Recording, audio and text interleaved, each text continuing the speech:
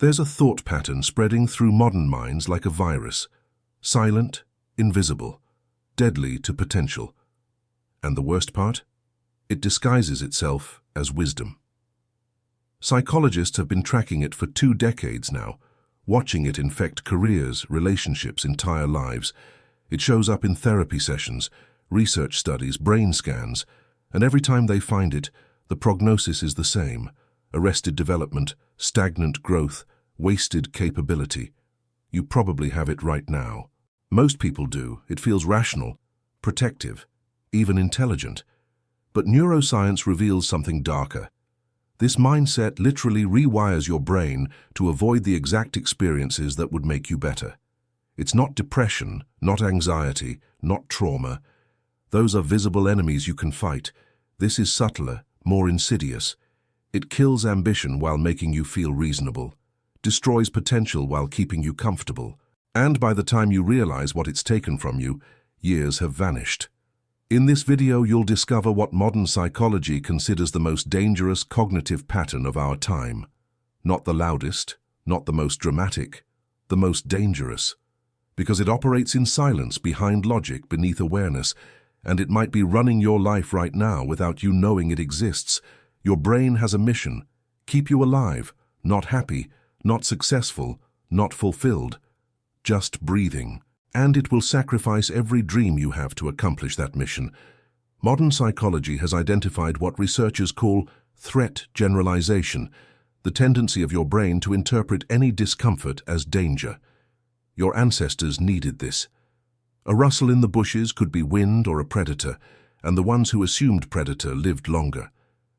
But that same mechanism in today's world treats a difficult conversation the same way it treats a physical threat. And so you avoid. Not because you're weak, because your brain is doing exactly what evolution designed it to do. The problem is that everything worth having lives on the other side of discomfort. Every skill, every relationship, every achievement.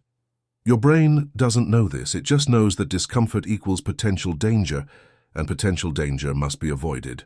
Studies from the University of Pennsylvania tracked individuals over 10 years, measuring what they called comfort-seeking behavior, the tendency to choose familiar options over uncertain ones, even when uncertain ones offered better outcomes. The results were devastating. People high in comfort-seeking earned 32% less over the decade, had fewer meaningful relationships, reported lower life satisfaction despite experiencing less stress day to day. They'd successfully avoided discomfort, and in doing so avoided growth entirely. Brain imaging reveals why this happens. When you consistently choose comfort, your amygdala becomes hypersensitive. It starts flagging more and more experiences as threatening. What felt manageable last year now feels impossible. Your comfort zone doesn't stay the same size, it shrinks. Every time you avoid a difficult conversation, the next one becomes harder. Every time you skip the challenging project, the easier projects feel more daunting. Your brain is learning that you can't handle discomfort, and it adjusts its threat assessment accordingly. This creates a spiral. Comfort breeds more comfort-seeking, which breeds anxiety about anything outside your narrowing zone, which breeds more avoidance, until you wake up one day and realize you're trapped in a life so small you can barely move. Here's the cruel irony. The strategy you're using to protect yourself is the thing destroying you. You're avoiding discomfort to stay safe, but safety without growth is just slow death. Think about the last opportunity you turned down because it felt too uncertain, too risky, too far outside your current capabilities. What was really happening in that moment? Your amygdala screamed danger, and you listened, not because the opportunity was actually dangerous, but because your brain has been trained to interpret unfamiliar as unsafe.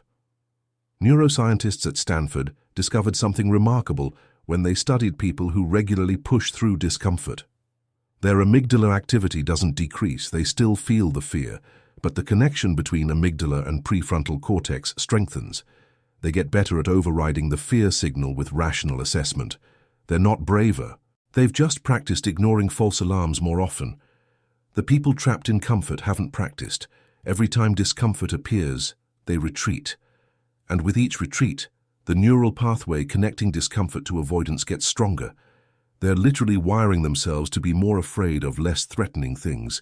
This is how capable people end up living small lives, not because they lack talent or intelligence, because they've spent years training their brains that discomfort must be avoided at all costs. The solution isn't willpower, it's retraining those neural pathways. When the mind learns to stay present instead of escaping into noise, discomfort loses its grip. And if you want to help your brain break that avoidance loop and function with more clarity and less internal interference, take a look at the brain song. It's a science-based method designed to pull the brain out of mental overload and restore real focus in just 12 minutes a day. You'll find the link in the first pinned comment. And the cost is everything they could have become. There's also a cultural component making this worse. Modern life offers more comfort than any generation in human history. Climate control, food delivery, entertainment on demand. You can go days without experiencing physical discomfort. And when everything else is comfortable, psychological discomfort feels unbearable by contrast. Your baseline expectation shifts. You start believing that comfort is normal and discomfort is a sign something's wrong. But for 99% of human history, discomfort was normal. Comfort was rare. And humans thrived anyway. The solution isn't to seek suffering for its own sake. It's to recalibrate your relationship with discomfort. Stop treating it as a red light and start treating it as information. When something feels uncomfortable, your job isn't to run. It's to assess whether the discomfort signals actual danger or just growth. Most of the time, it's growth. And growth feels threatening to a brain designed for survival, not thriving. So tomorrow find something uncomfortable. Not traumatic, not overwhelming, just uncomfortable. A conversation you've been avoiding, a skill that intimidates you, a decision that feels risky. Do it anyway, not because you'll succeed, but because you'll teach your brain that discomfort is survivable. And once your brain learns that lesson, learns that you can handle uncertainty without dying, your comfort zone stops shrinking. It starts expanding again. Not because life got easier, because you got stronger. And strength, real strength, only develops in the presence of resistance. You know yourself well, maybe too well. You can list your triggers, name your patterns, explain your trauma responses with clinical precision. You've done the work, read the books, attended the therapy, achieved that prized modern accomplishment, self-awareness. And somehow you're more stuck than ever. Psychologists are starting to recognize a phenomenon they're calling insight without action, or therapeutic stagnation. It's what happens when understanding yourself becomes a substitute for changing yourself. When knowing why you do something becomes justification for continuing to do it. I have attachment issues, so I can't commit to relationships. I'm an introvert, so I don't attend social events. I have anxiety, so I avoid situations that trigger it. Each statement sounds reasonable, self-aware, psychologically informed, and each one is a prison cell you've built with therapeutic language. Research from Yale tracked therapy patients over 5 years. They found a troubling pattern. Patients who developed deep insight into their psychological patterns without corresponding behavioral change showed worse outcomes than patients who understood less but acted more. The insight group could articulate their problems beautifully, but articulation became performance. They'd mastered the language of psychology without experiencing psychological change. They knew the map, but never traveled. Brain scans reveal something counterintuitive. When people talk extensively about their problems without taking action, they're actually reinforcing the neural pathways associated with those problems. Every time you explain your anxiety, describe your trauma response, detail your triggers, you're making those patterns stronger, not weaker, stronger. You're essentially practicing being broken. The brain doesn't distinguish between experiencing something and vividly describing that experience. Both activate similar neural networks. So when you spend an hour in therapy recounting how your childhood made you afraid of abandonment, your brain is literally re-experiencing those fear patterns. And repetition strengthens neural connections. This is why some people stay in therapy for years making zero progress. They've become professional patients, experts at analyzing themselves, addicted to the process of understanding, without the discomfort of changing. There's comfort in diagnosis. Once you can name what's wrong with you, you have an explanation for your failures, a reason your life looks the way it does, and that reason protects you from responsibility. Can't change jobs because you have social anxiety. Can't leave the bad relationship because you have codependency. Can't pursue your goals because you have imposter syndrome. All true, all valid psychological constructs, all being used as handcuffs. Modern therapeutic culture has accidentally created a trap. It taught people to understand their limitations without teaching them to transcend those limitations. So we have a generation of individuals who can perfectly explain why they're stuck, but have no idea how to get unstuck. The self-awareness became the destination instead of the starting line. Think about your own life. How many times have you explained your behavior with psychological language? How many times have you used self-knowledge as justification rather than motivation? How many insights have you collected that never translated into different choices? Insight is valuable, but insight without implementation is just sophisticated excuse-making. Studies on behavioral change show that people who focus on action over analysis achieve goals faster and report higher satisfaction. Not because they understand themselves less, because they've accepted that understanding isn't enough. You can know exactly why you procrastinate and still procrastinate. You can perfectly comprehend your fear of failure and still never try. Knowledge doesn't equal change. Action equals change. There's also an identity component worth examining. When you build your sense of self around your psychological issues, changing becomes threatening.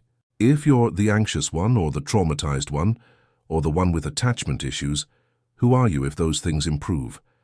Your problems become your personality, and personality feels permanent. So change feels like losing yourself rather than becoming better. This is why some people unconsciously sabotage their own progress.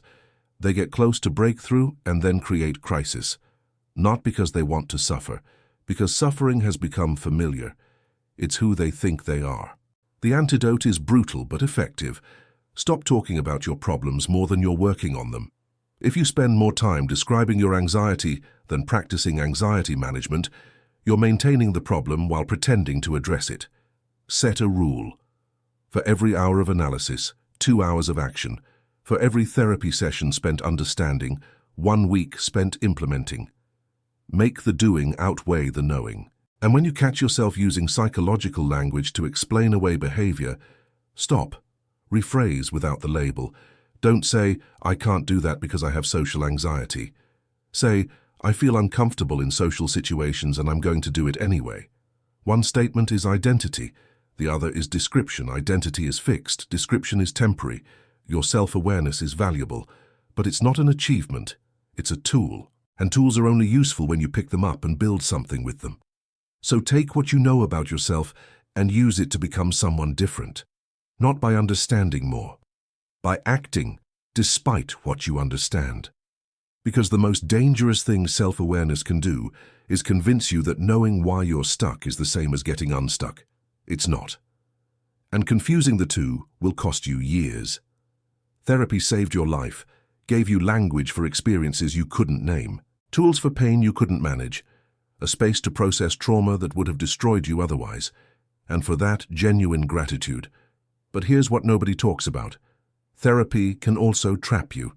Not all therapy, not all therapists, but a specific pattern that's emerging in modern therapeutic practice, where healing becomes identity, where recovery becomes career, where the person who started therapy to get better ends up in therapy to stay comfortable. Psychologists are quietly discussing what they call therapy dependence, when the therapeutic relationship itself becomes the obstacle to independence. When the person who needed help learning to function now needs help imagining life without weekly sessions. Research from the American Psychological Association found that average therapy duration has increased 43% over the past 2 decades, not because problems got more complex, because the definition of ready to graduate kept moving. Some of this is financial incentive. Therapy is a business. Long-term clients are reliable revenue, but most of it is more subtle. Both therapist and client develop attachment to the relationship. It feels safe, productive, like important work is being done, and maybe it is. Or maybe it's become a very expensive friendship where one person talks and the other validates. Brain imaging studies show that people in long-term therapy without clear goals develop what researchers call therapeutic homeostasis. Their brain activity during sessions shows comfort and relief, but their life circumstances remain unchanged. Therapy has become emotional regulation rather than life transformation. They're using their therapist as a crutch instead of building their own capacity to handle emotions. Here's the uncomfortable question. If you've been in therapy for years, what's actually changing? Not what you're understanding, what's different about your life, your relationships, your capacity to handle difficulty? If the answer is not much, you're not in therapy. You're in therapeutic maintenance.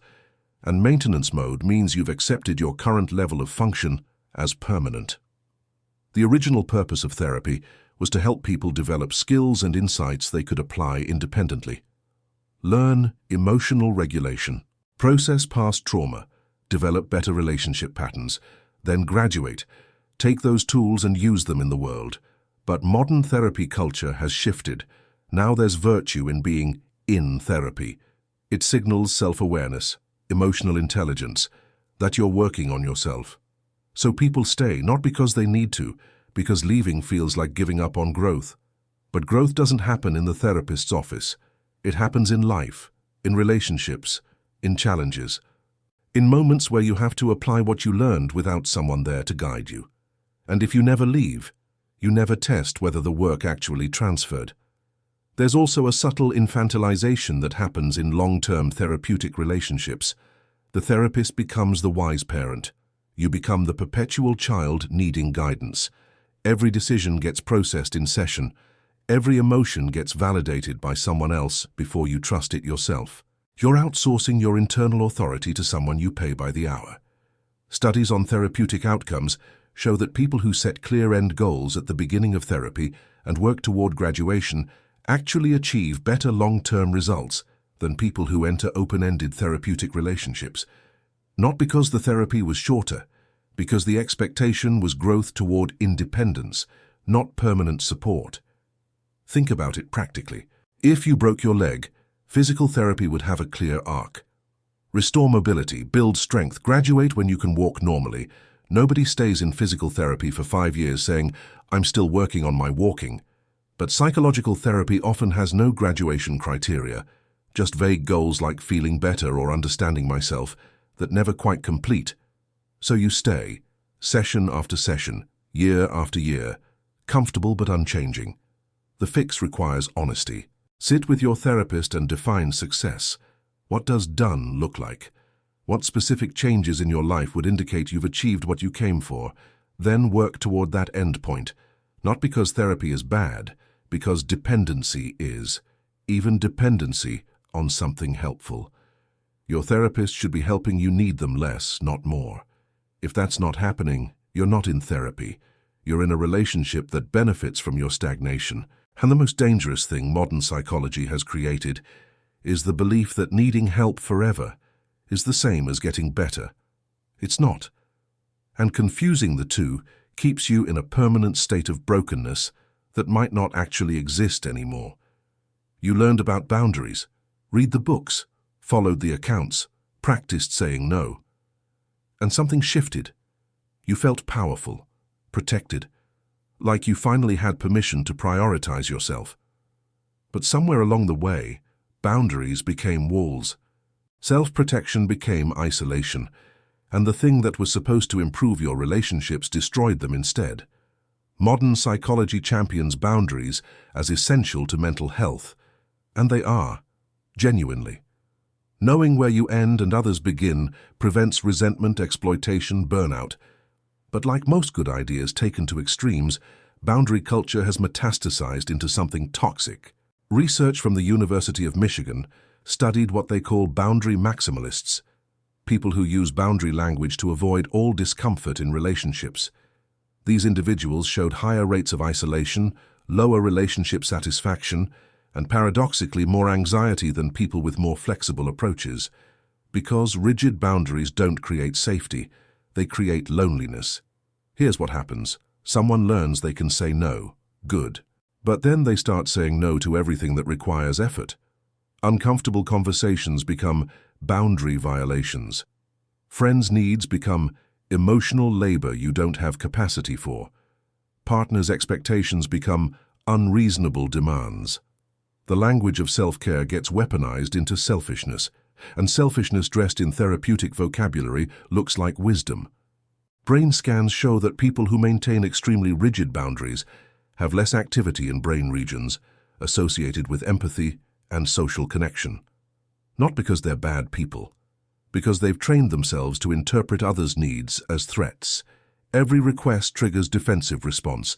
Every vulnerability feels like manipulation. They've built such high walls that nothing gets in, including love, including connection, including the very things that make life meaningful. Think about the last time someone set a boundary with you. If it was clear and respectful, you probably appreciated it.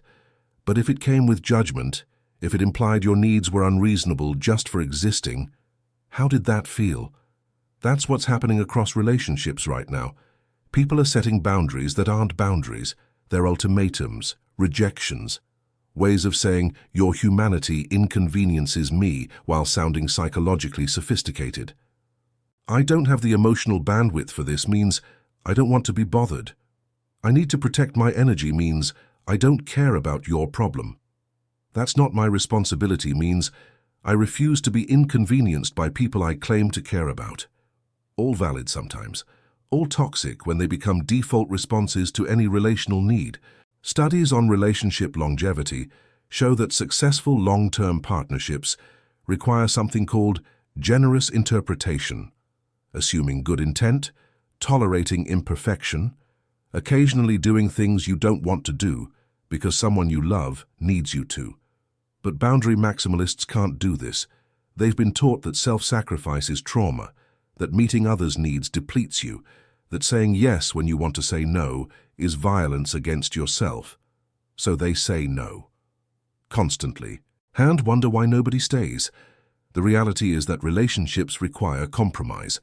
They require occasionally being uncomfortable for someone else's benefit.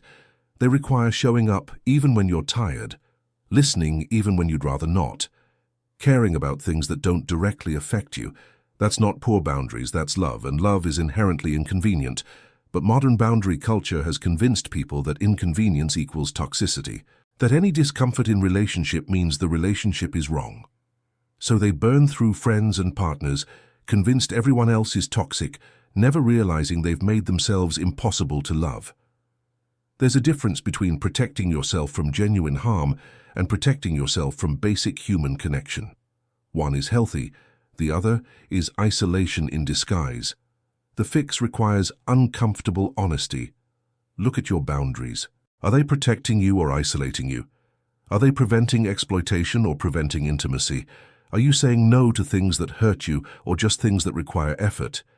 If people in your life describe you as distant, unavailable, or hard to reach, your boundaries might be too rigid. If friends stop asking for help, not because they don't need it, but because they know you'll say no, you've gone too far. Healthy boundaries are flexible. They account for context, relationship history, the actual severity of the request. They distinguish between this person is exploiting me and this person needs me and I'm capable of helping. Rigid boundaries treat everything the same. Every ask becomes an imposition. Every vulnerability becomes boundary crossing. Every normal relationship need becomes toxicity to be eliminated, and eventually you're left with perfect boundaries and nobody inside them.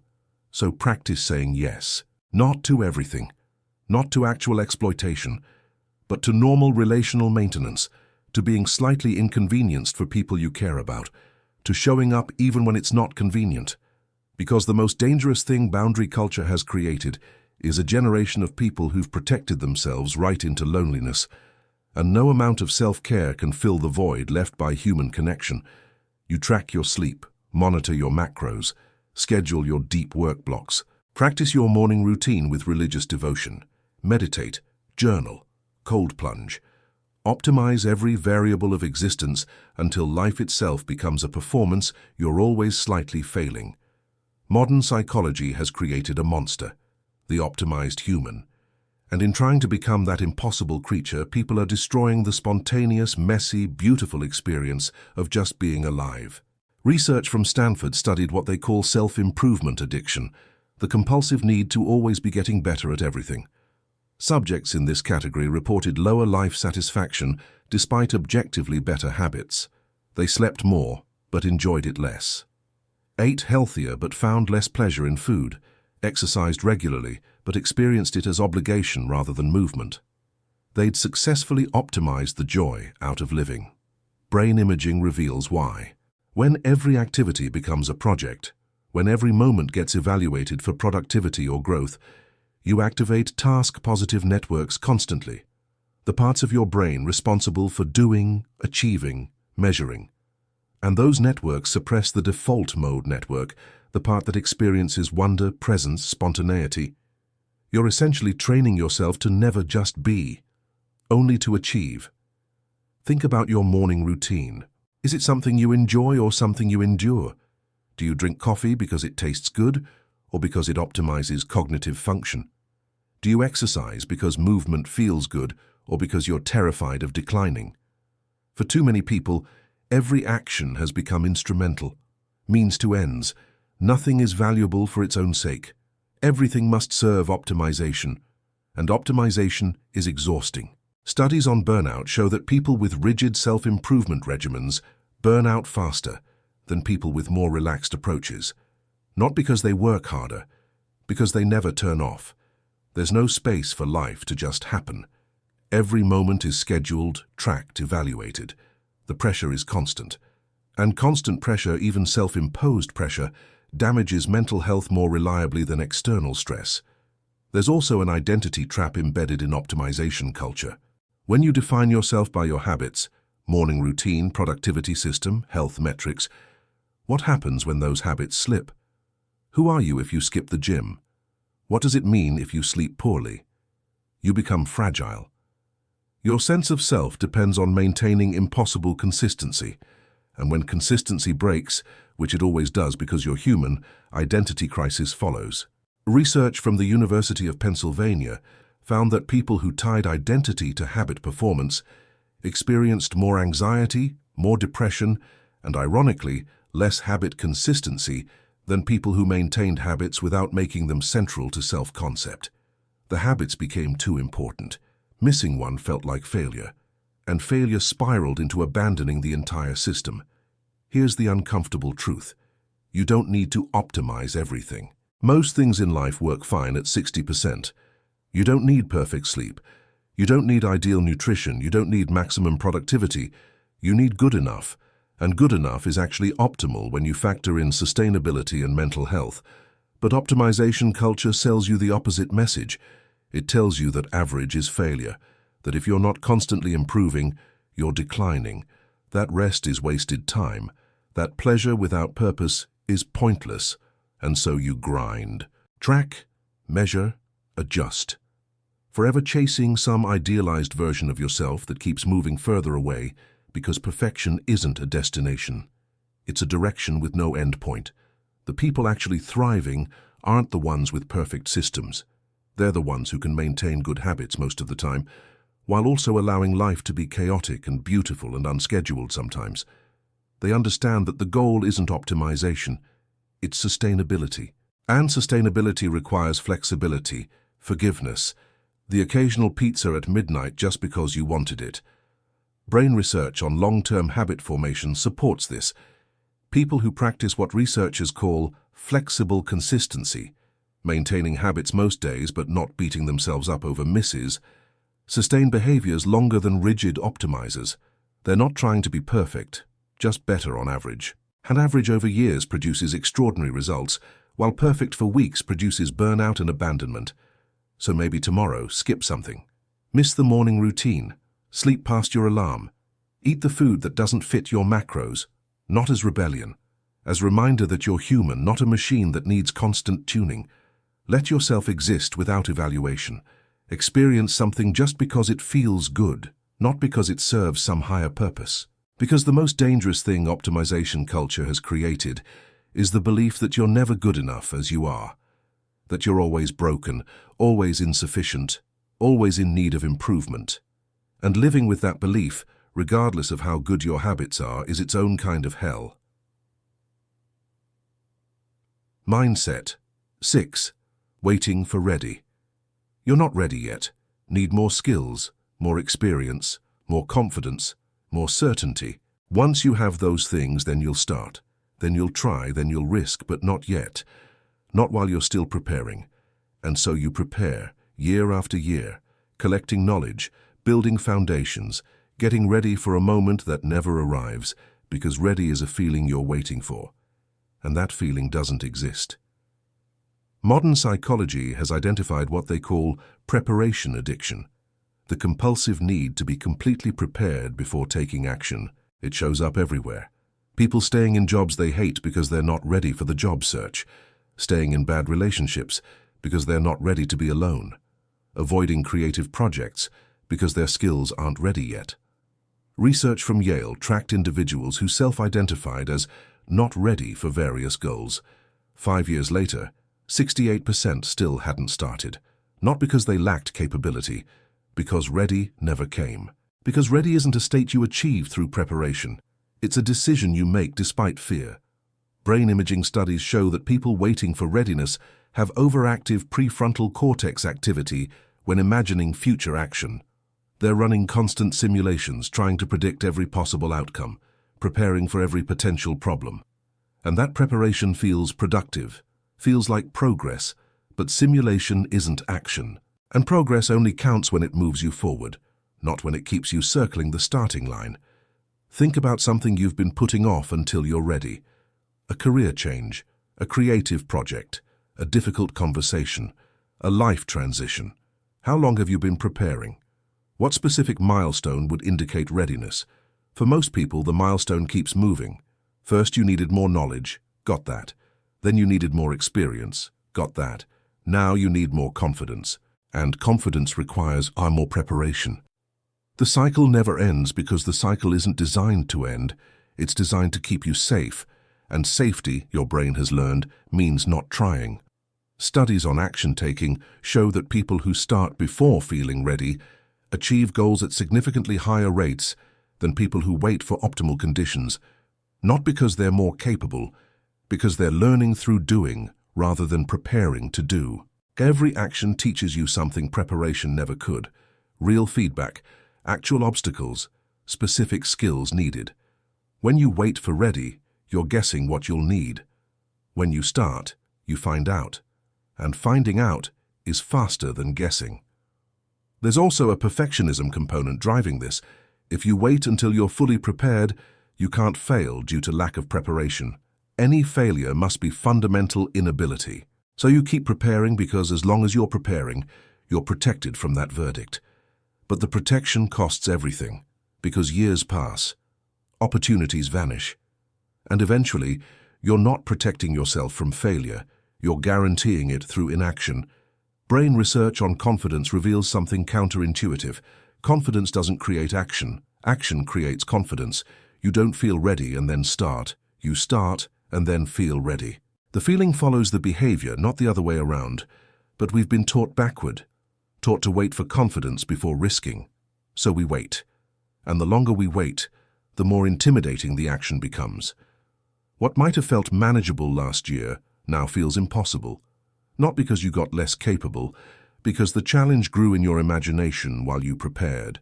The fix is brutal but effective. Start before you're ready. Pick the thing you've been preparing for and begin today. Not tomorrow, not when you finish one more course, today. Messily, imperfectly, with all the gaps in your knowledge and skill still gaping, because those gaps will teach you what you actually need to learn, and you'll learn it 10 times faster in action than in preparation. Will you fail more? Yes. Will it be uncomfortable? Absolutely. But you'll also be moving, actually progressing, building real confidence through real experience rather than fake confidence through imaginary readiness. Studies on expert performance show that experts weren't more prepared than others when they started. They were just willing to be bad longer. They started before ready, failed publicly, learned quickly, and eventually became the people others wait to be before starting. That's the secret. The people you're trying to become didn't wait for permission from their own readiness. They gave themselves permission to suck, and in giving that permission, they eventually stopped sucking. So tomorrow start something. Anything, the project you've been planning, the conversation you've been rehearsing, the change you've been preparing for. Do it badly. Do it scared. Do it now. Because the most dangerous mindset modern psychology has identified isn't depression or anxiety or trauma. It's the belief that you need to be ready before you begin. You don't. You never will be. And the years you spend waiting for ready are years you'll never get back. Ready is a lie sold to people afraid of being seen as imperfect. And if you're waiting for that lie to become truth, you're waiting forever. Stop preparing. Start failing. That's where growth lives. That's where life happens. That's where the person you're trying to become is waiting for you to show up unprepared and terrified, and finally moving,